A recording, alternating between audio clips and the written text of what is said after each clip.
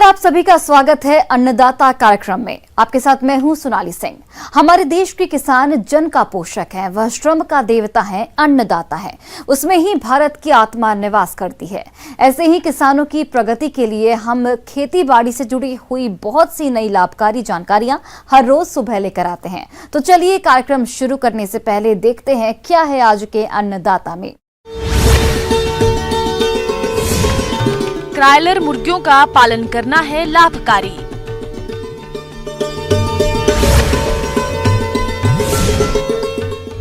मक्का की फसल में लगने वाले कीटों का नियंत्रण।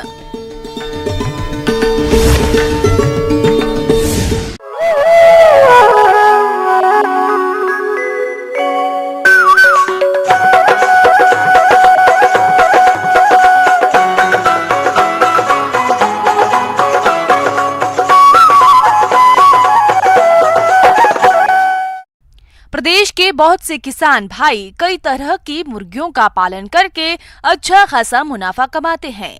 इसीलिए हमारे जो किसान भाई क्रायलर मुर्गियों का पालन करना चाहते हैं तो वे इनका पालन करते समय किन किन पहलुओं का विशेष ध्यान रखें, आइए इस बारे में जानकारी लेते हैं श्री कर्ण नरेंद्र कृषि महाविद्यालय जोबनेर के प्रोफेसर डॉक्टर महेश दत्त से।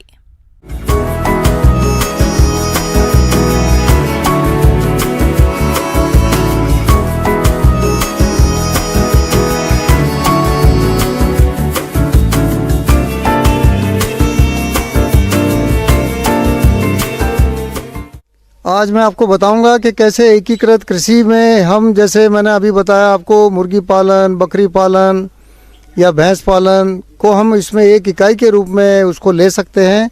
इसी तरह से अगर हम घर के पिछवाड़े मुर्गी पालन, जिसको हम बैकयार्ड पोल्ट्री के नाम से जानते हैं, उसके लिए एक बहुत मशहूर नस्ल है जिसका नाम है क्रायलर। क्रायलर मुर्गे देखने में बिल्कुल देसी मुर्गों की तरह होते हैं। क्रायलर के नर मुर्गे 35 से 40 दिन में तैयार हो जाते हैं और देसी मुर्गे 80 से 90 दिन में मांस उत्पादन के लिए तैयार होते हैं। जहां तक अंडा उत्पादन की बात है तो देसी मुर्गी की तरह ही क्रायलर लगभग 5 माह बाद से अंडा उत्पादन करती हैं और इनका अंडा उत्पादन लगभग 220 तक है। क्रायलर अंडा का आकार देसी मुर्गी के अंडे के तुलना में बड़ा होता है। इस क्रायलर ब्रीड को बनाने के लिए वैज्ञानिकों ने 3-4 नस्लों को क्रॉस किया और इस क्रॉस करने के बाद में इस नस्ल के अंदर जो गुण सम्मिलित हुए, जिनका मुख्य रूप से प्रभाव देखेंगे आप इसके शरीर भार पर, इसकी शारीरिक वृद्धि पर तथा मांस की मात्रा पर। साथ ही अंडों के उत्पादन में की अगर हम बात करें तो अंडों का उत्पादन करीब करीब 220 से 230 अंडे इसके मिलते हैं, जो कि एक बहुत ही रिकॉर्ड प्रोडक्शन है। क्योंकि इसकी अगर हम आर्थिक विश्लेषण की बात करें तो प्रति अंडा इसका गर्मी के दिनों में 10 रुपये और सर्दी में 30 से 35 रुपये तक का अंडा इसका बिकता है।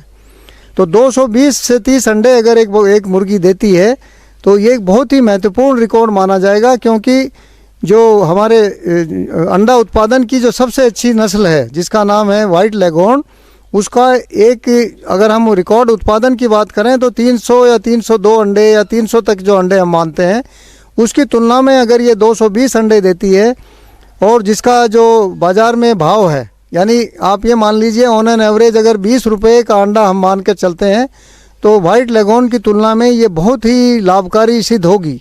जिसका मुख्य कारण है कि व्हाइट लेगहॉर्न के लिए आपको 12 से 15 टीके लगाने पड़ते हैं, लेकिन इन बैकयार्ड बर्ड्स की अगर हम बात करें तो इनमें 3 से 4 टीके ही सफिशिएंट है। अगर अंडा उत्पादन को देखते हुए क्रायलर मुर्गे की तुलना व्हाइट लेग हॉर्न मुर्गी से भी करें तो व्हाइट लेग हॉर्न का अंडा उत्पादन तो अधिक है, लेकिन इनके प्रबंधन पर खर्च आता है, जबकि क्रायलर के प्रबंधन पर खर्च कम आता है। इसी तरह मांस उत्पादन के लिए क्रायलर का पालन करते हैं तो इनमें ब्रायलर मुर्गियों की तुलना में बीमारियां कम लगती हैं, कम समय में अधिक वजन की हो जाती हैं, इनके मांस की डिमांड अधिक रहती है। रही बात इनके खान पान की, तो व्हाइट लेगहॉर्न मुर्गी के लिए आपका जो खाने या रखरखाव का खर्चा है वो अधिक आएगा। इन मुर्गियों के रखरखाव या खान पान का खर्चा कम इसलिए आता है क्योंकि ये काफ़ी हद तक, यानी 25 से 30% या 35% तक आप घर के बचे हुए खाने, बचे हुए अनाजों के अवशेष, फलों के अवशेष, सब्जियों के अवशेष भी आप इनको दे सकते हैं। ये एक बहुत ही महत्वपूर्ण बात है कि खाने के ऊपर का अगर खर्चा हम बचाते हैं तो हमारी आमदनी और अधिक बढ़ती है। क्राइलर मुर्गियों के आहार प्रबंधन में लगने वाले खर्च को कम करने के लिए इनको खुली जगहों में भी छोड़ सकते हैं, जहां ये कीड़े मकोड़े, घास और सड़ी गली चीजों को खाकर आहार की जरूरतों को पूरा कर सकती हैं, या बिछाली पद्धति में बने बनाए आहार देकर इनके आहार की पूर्ति कर सकते हैं। आज बाजार में सभी तरह के तैयार किए गए आहार उपलब्ध हैं, या आप चाहें तो घर पर भी आहार तैयार कर सकते हैं। एकीकृत कृषि के लिए यानी इंटीग्रेटेड फार्मिंग में अगर आप कभी कोई एक यूनिट पक्षियों की यानी मुर्गियों की लाएं तो बैकयार्ड बर्ड जैसे प्रतापधन की मैंने बात की, या निर्भीक की हमने बात की, या मान लीजिए कड़कनाथ की बात करी, उसी तरह से आप क्रोलर नस्ल को भी आप रख सकते हैं, जो कि ये एक बहुत ही महत्वपूर्ण नस्ल विकसित की गई है। किसान भाइयों, अब लेते हैं एक छोटा सा ब्रेक।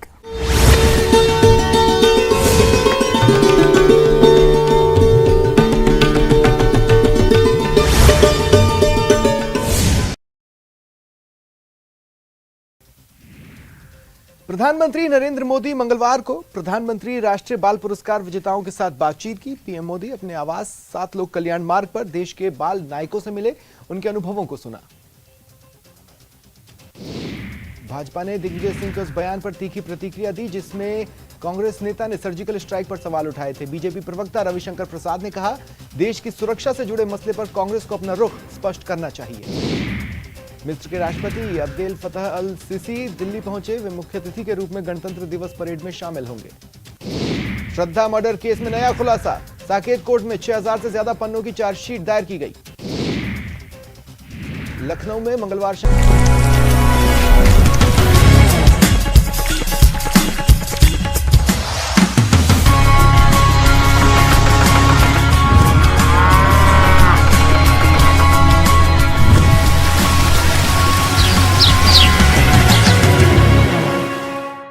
ब्रेक के बाद आप सभी दर्शकों का अन्नदाता में स्वागत है।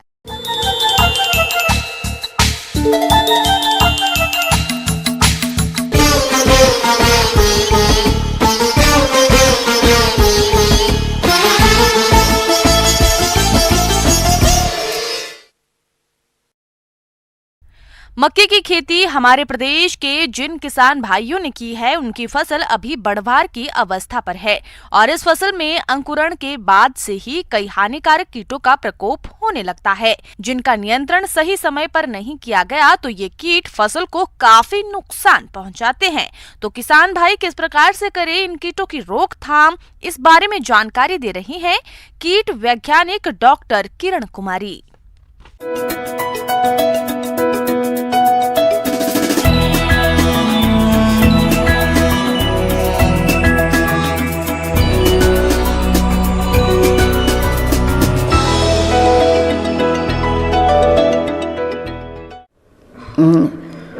मक्का फसल जो हमारे यहाँ ये लगभग सालों भर लगाई जाती हैं, यानी ये सालों भर इसकी खेती होती है।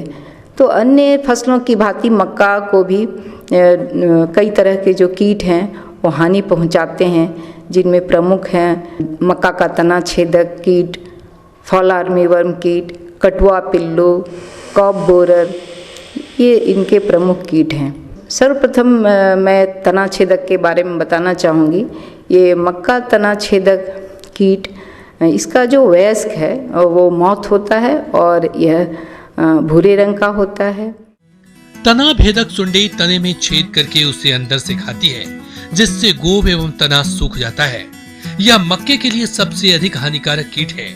ध्यान देने वाली बात यह है कि इसकी सुंडियां 20-25 मिलीमीटर लंबी और स्लेटी सफेद रंग की होती है, जिसका सिर काला होता है और 4 लंबी भूरे रंग की लाइन होती है।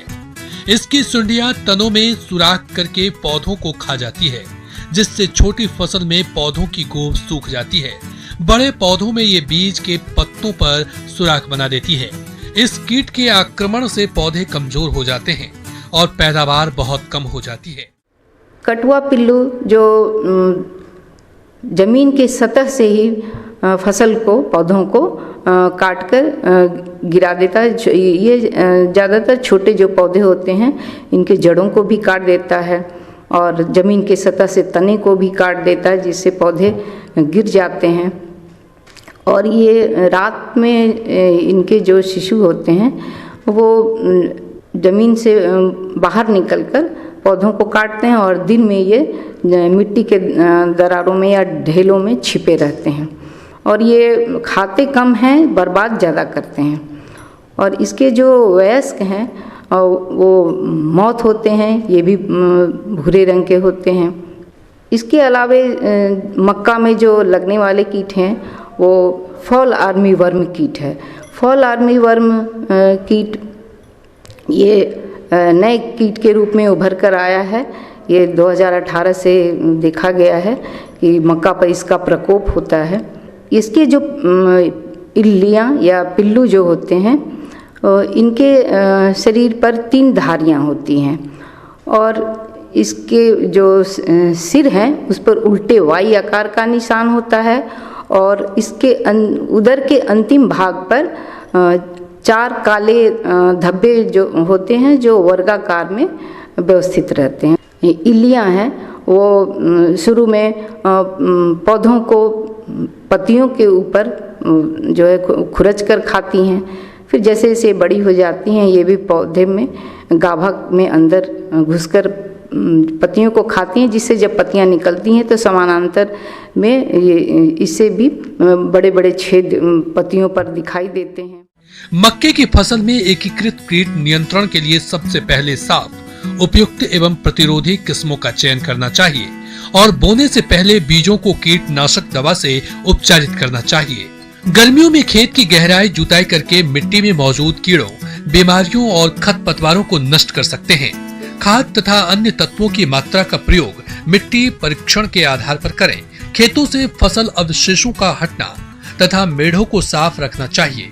सही फसल चक्र अपनाना अर्थात एक ही फसल को उसी खेत में बार बार नहीं ले, इससे कई कीड़ों और बीमारियों का प्रकोप कम हो जाता है। यांत्रिक नियंत्रण की बात करें तो कीड़ों के अंड समूहों, प्यूपों तथा वैक्सों को इकट्ठा करके नष्ट कर दें। रोगग्रस्त पौधों तथा उनके भागों को उखाड़कर जला दें। खेत में जगह जगह पर बांस खुड़ियां लगाएं, जिससे पक्षी कीड़ों को खाकर नष्ट कर सकें। और इनसे बचाव के लिए ये फेरोमोन ट्रैप का प्रयोग करना चाहिए। फेरोमोन ट्रैप 10 से 12 ट्रैप प्रति हेक्टेयर लगाना चाहिए। इन ट्रैपों में जो नर कीट होते हैं जो आकर्षित होते हैं और इस ट्रैप में आकर फंस जाते हैं। लाइट ट्रैप लगाना चाहिए। लाइट ट्रैप पर भी जो मौत होते हैं वो आकर्षित होते हैं। इनके नीचे पानी की व्यवस्था कर देने से जो मौत होते हैं वो नीचे पानी में गिरकर मर जाते हैं। मित्र कीटों का संरक्षण करें। प्रकाश प्रपंच की सहायता से रात को कीड़ों को आकर्षित कर नष्ट करें। कीड़ों की निगरानी और उनको आकर्षित करने के लिए फेरोमोन ट्रैप का प्रयोग खेत में करें। कीट प्रकोप की प्रारंभिक अवस्था में कीटों की रोकथाम के लिए नीम से बने कीटनाशी दवाओं का छिड़काव करना चाहिए।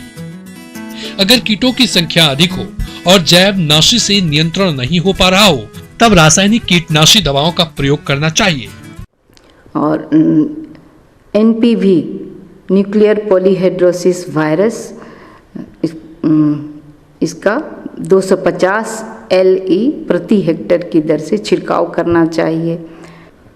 तो इस तरह से इनका पॉपुलेशन कम हो जाता है। और रासायनिक कीटनाशी में फ्लोबेंडामाइड 480 SC का 1 ml प्रति 5 लीटर पानी में मिलाकर छिड़काव करना चाहिए। या डेल्टामेथ्रिन प्लस ट्राइजोफॉस का मिक्सचर 1.5 ml प्रति लीटर पानी में मिलाकर छिड़काव करना चाहिए। फसल को लगाने के पहले बीजोपचार भी करना चाहिए। बीजोपचार के लिए क्लोरपाइरीफॉस 20 EC का 3 ml प्रति किलो बीज की दर से मिलाकर उपचारित कर ही बुआई करनी चाहिए, ताकि कटुआ पिल्लू जब पौधों को काटे तो इसके उपरांत जो है वो पिल्लू मर जाते हैं। इमामेक्टिन बेंजोएट 5 SG का 2 ग्राम प्रति 5 लीटर की दर से छिड़काव करना चाहिए। या रासायनिक कीटनाशी में स्पाइनोसैड 45 SC 1 ml प्रति 5 लीटर की दर से मिलाकर छिड़काव करना चाहिए।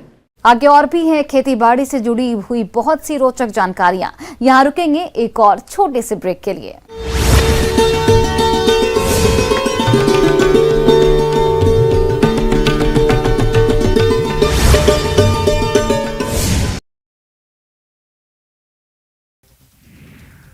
प्रधानमंत्री नरेंद्र मोदी मंगलवार को प्रधानमंत्री राष्ट्रीय बाल पुरस्कार विजेताओं के साथ बातचीत की। पीएम मोदी अपने आवास 7 लोक कल्याण मार्ग पर देश के बाल नायकों से मिले, उनके अनुभवों को सुना। भाजपा ने दिग्विजय सिंह के उस बयान पर तीखी प्रतिक्रिया दी जिसमें कांग्रेस नेता ने सर्जिकल स्ट्राइक पर सवाल उठाए थे। बीजेपी प्रवक्ता रविशंकर प्रसाद ने कहा, देश की सुरक्षा से जुड़े मसले पर कांग्रेस को अपना रुख स्पष्ट करना चाहिए। मिस्र के राष्ट्रपति अब्देल फतह अल सीसी दिल्ली पहुंचे। वे मुख्य अतिथि के रूप में गणतंत्र दिवस परेड में शामिल होंगे। श्रद्धा मर्डर केस में नया खुलासा, साकेत कोर्ट में 6000 से ज्यादा पन्नों की चार्जशीट दायर की गई।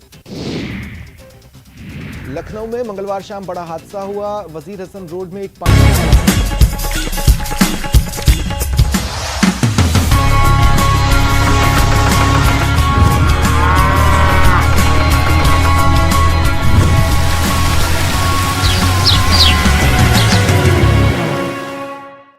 ब्रेक के बाद एक बार फिर से आप सभी दर्शकों का अन्नदाता कार्यक्रम में बहुत बहुत स्वागत है।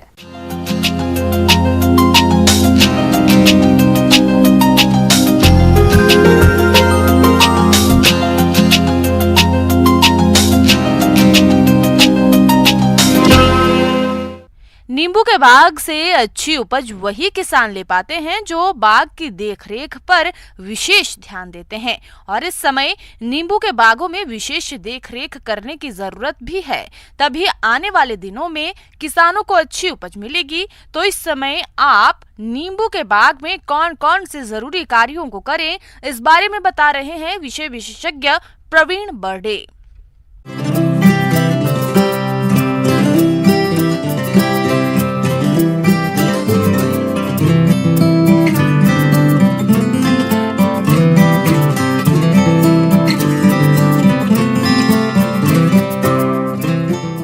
वर्तमान परिदृश्य में नींबू की खेती के ऊपर चर्चा करना चाहूँगा। किसान भाइयों, इस समय नींबू के बाग काफ़ी अच्छे ग्रोथ पे है तथा इसमें फूल का समय है। किसान भाइयों, जो नींबू है ये काफ़ी अच्छा विटामिन सी का स्रोत होता है। बाग को खरपतवार मुक्त रखना चाहिए। इसके लिए पौधों के आसपास 1 मीटर तक खुदाई कर थाला बनाएं।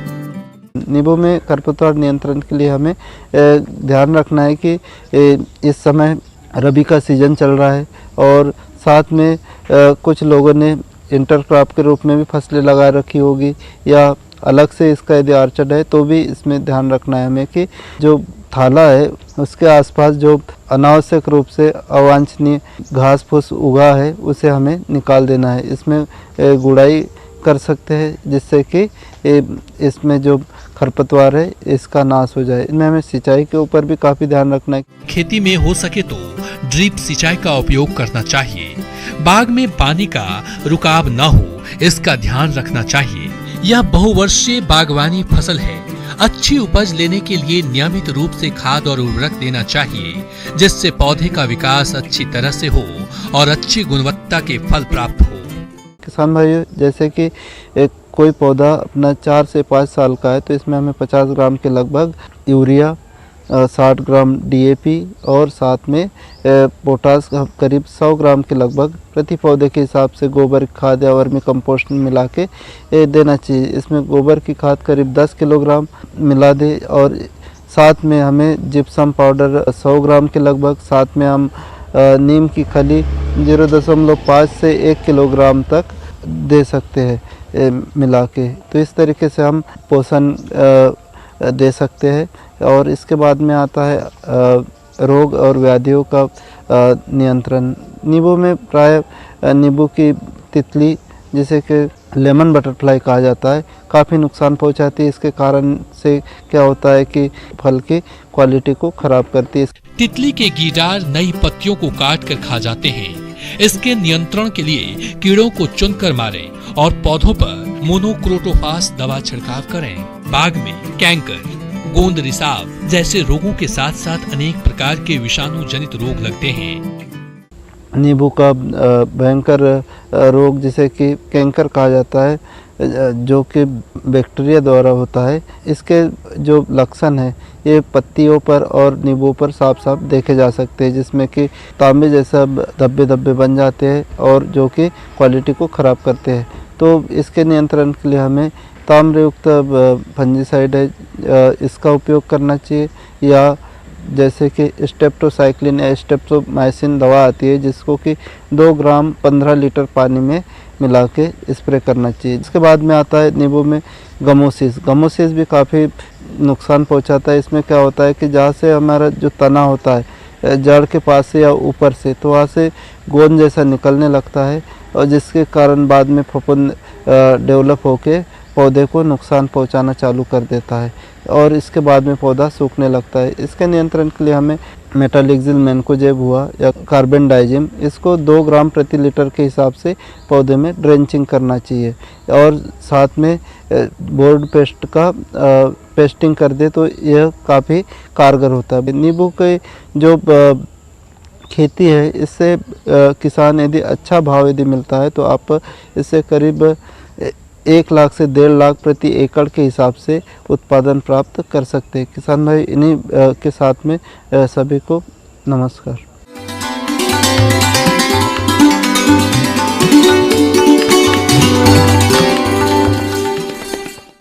आइए जानते हैं अन्नदाता निःशुल्क फोन के माध्यम से पूछे गए समस्याओं का समाधान। अन्नदाता निःशुल्क फोन संपर्क सेवा के माध्यम से पूछे गए प्रश्नों में से आज हमने जिस प्रश्न को कार्यक्रम में शामिल किया है उसे पूछा है ग्राम कासगंज, जिला धौलपुर के कृषक जितेंद्र यादव ने। ये पशुओं को यूरिया मोलेसिस बट्टिका खिलाने के बारे में संपूर्ण जानकारी चाहते हैं। तो जितेंद्र यादव जी, आपकी जानकारी के लिए प्रस्तुत है कार्यक्रम का ये अंश।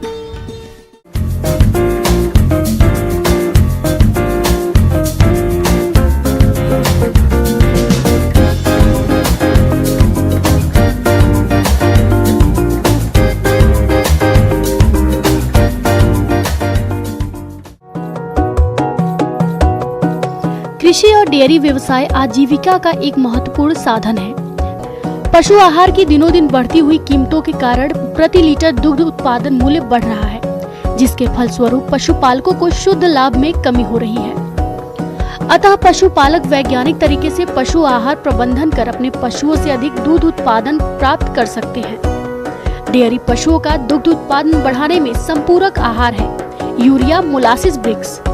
Urea molasses mineral block urea molasses खनिज मिश्रण और अन्य सामग्री के उपयुक्त अनुपात में मिश्रण के द्वारा तैयार किया जाता है। यह दुधारू पशुओं के लिए ऊर्जा, प्रोटीन और खनिज तत्वों को आसानी से उपलब्ध कराने का बेहतर स्रोत है। यूरिया मोलासिस मिनरल ब्लॉक पशुओं को खिलाने से उनके भरपूर मात्रा में पोषक तत्व तो मिलते हैं।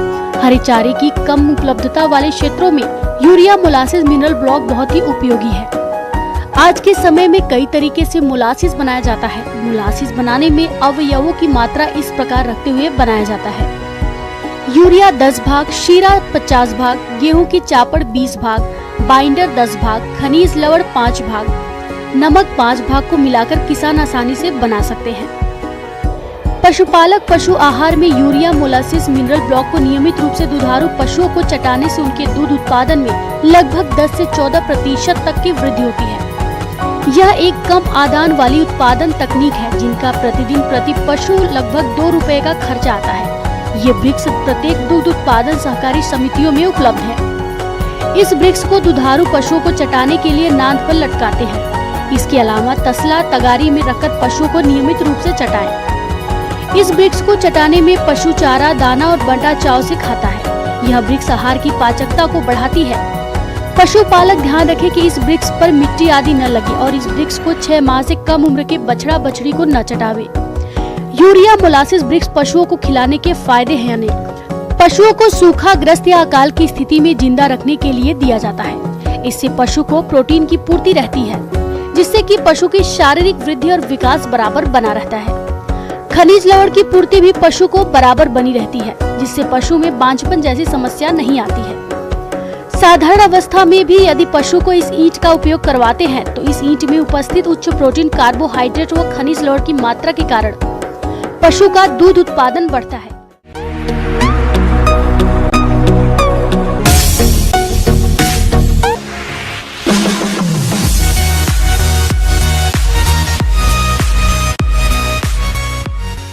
एक नजर डालते हैं राज्य के कुछ मंडियों के प्रमुख फसलों के बाजार भाव पर।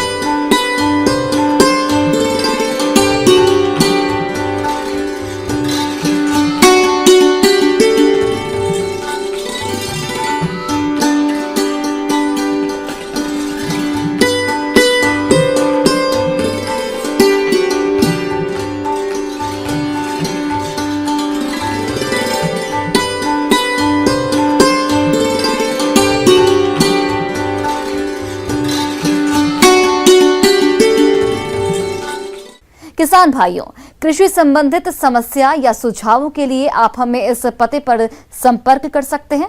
प्रोड्यूसर अन्नदाता, news 18 Rajasthan, Ramoji film city, Hyderabad 501512।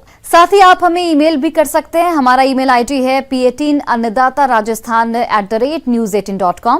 इसके अतिरिक्त आप हमें निःशुल्क हेल्पलाइन नंबर 18008892 पर सोमवार से शनिवार सुबह 10 से शाम 4 बजे के बीच संपर्क कर सकते हैं। अब समय हो रहा है आपसे विदा लेने का। कल फिर से आपसे मुलाकात होगी कृषि से जुड़ी महत्वपूर्ण जानकारियों के साथ। नमस्कार।